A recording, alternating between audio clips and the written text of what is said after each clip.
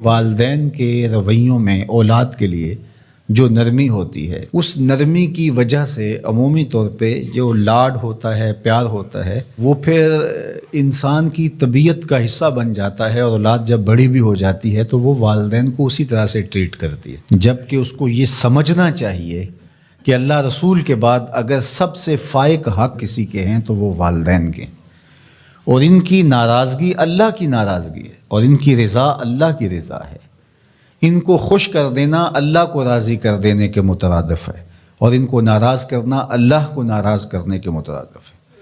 اور یہ بات ذہن میں رکھیے گا کہ اگر والدین راضی نہیں ہیں تو رب بھی راضی نہیں ہے۔ اللہ کی رضا نصیب ہی نہیں ہو سکتی، آپ کے عمل، آپ کی محنتیں، آپ کے سجدے اور آپ کی عبادتیں، ریاستیں، چلہ کشیاں، یہ کچھ کام نہیں آتی اگر والدین راضی نہ ہوں۔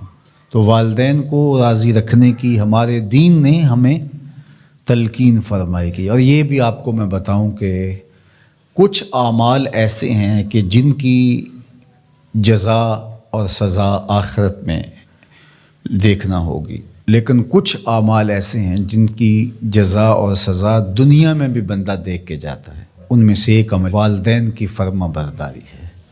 جو والدین کا فرما بردار ہو، آپ اس کی پگڑی کا کلس کبھی نیچا ہوتے نہیں دیکھیں گے۔ اور وہ گناہ جس کی سزا آخرت میں تو ہے ہی ہے، دنیا میں بھی ضرور ملتی ہے، وہ والدین کی نافرمانی ہے۔ اس شخص پہ نشان لگا لیں جو ماں باپ کا بے ادب اور گستاخ ہو، آپ اس کو دنیا پہ بھی رسوا ہوتا پائیں گے، دنیا پر بھی وہ سرخرو نہیں ہو سکے گا۔ دنیا کے اوپر جتنے لوگ بھی سرخرو ہوئے ہیں، کامیاب ہوئے ہیں، چاہے وہ مسلمان ہیں چاہے وہ کافر ہیں، آپ اگر ان کی تاریخ پڑھیں تو آپ کو نظر آئے گا کہ ان کے پیچھے ان کے والدین کی دعائیں ہیں۔ اگر والدین کی دعائیں نصیب ہیں تو انسان سرخرو ہوتا ہے، اور اگر والدین کی دعائیں حاصل نہیں ہو پاتی تو محنتیں بھی انسان کی اکادر چلی جاتی ہیں۔ تو یہ وہ نیکی ہے، یہ وہ عمل ہے کہ جس کا صلہ دنیا میں بھی اور آخرت میں بھی ملتا ہے، اور یہ بدعملی والدین کی نافرمانی ایسا جرم ہے کہ جس کی سزا دنیا میں تو ہے ہی ہے، آخرت میں بھی، اور دنیا میں دونوں میں اس کو جو ہے وہ حاصل کرنا پڑتی ہے۔ والدین نیکوکار ہوں، صالح ہوں، پاکیزہ عمل ہوں تو ان کی تو عزت اولاد کرے گی ہی کرے گی۔ والدین برے ہی کیوں نہ ہوں، یا والدین بہت گناہ گار ہیں، شرابی ہیں اور بدکار ہیں اور اعمال بد ہیں، تو ان کی توہین نہیں کی جائے گی، اور اس بد اعمالی کی وجہ سے ان کے لیے دعائے خیر کی جائے گی۔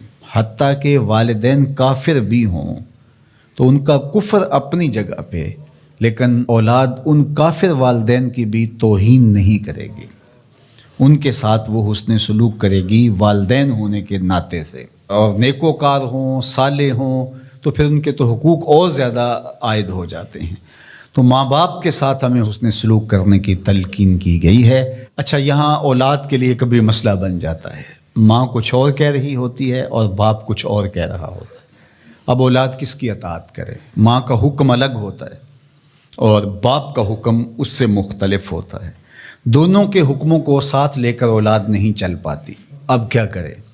تو علماء نے لکھا کہ پہلے تو ماں باپ کو ہی چاہیے کہ اولاد کو مشقت میں نہ ڈالے، کہ ایسا حکم دے کہ اولاد پھنس جائے کہ ماں کی بات مانو یا باپ کی بات مانو۔ ایک کی اطاعت سے دوسرے کی نافرمانی لازم آتی ہو تو بڑا مشکل مرحلہ ہو جاتا ہے۔ تو والدین کو اتنا خیال اور اتنا لحاظ رکھنا چاہیے کہ ان کو مشقت میں نہ ڈالے، ایسا حکم نہ دیں جو وہ بجا نہ لا سکے، جو ان کے لیے پورا کرنا مشکل ہو۔ اور بالخصوص ماں باپ کی لڑائی کے اندر اولاد جو ہے وہ پس کے رہ جاتی ہے، ماں کی بات مانی تو باپ ناراض، باپ کی بات مانی تو ماں ناراض۔ تو اس میں ایک تو والدین کو ہی چاہیے، لیکن کبھی اولاد پھنس جائے تو مسئلہ شرعی سن لیجئے، وہ یہ ہے کہ گھر کا حاکم جو ہے وہ مرد ہے۔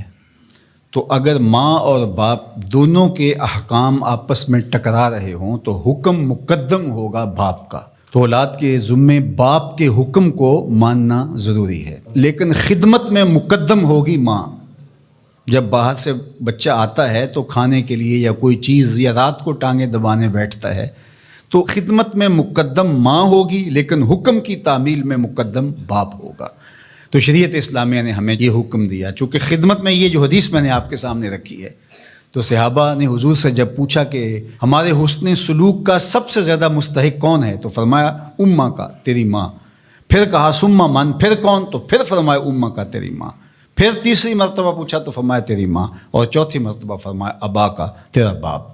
تو اس اعتبار سے خدمت میں ماں مقدم ہے لیکن تعمیل حکم میں باپ مقدم ہے. تو باپ اور ماں یہ اللہ کی رحمتوں کے دو روپ ہیں. اللہ نے باپ کے سینے کے اندر بھی ایک اولاد کے لیے محبت کا جہاں آباد کیا ہے، اور ماں کی ممتا اور ماں کا پیار اور ماں کی الفت، یہ تو ایک کائنات ہی الگ ہے.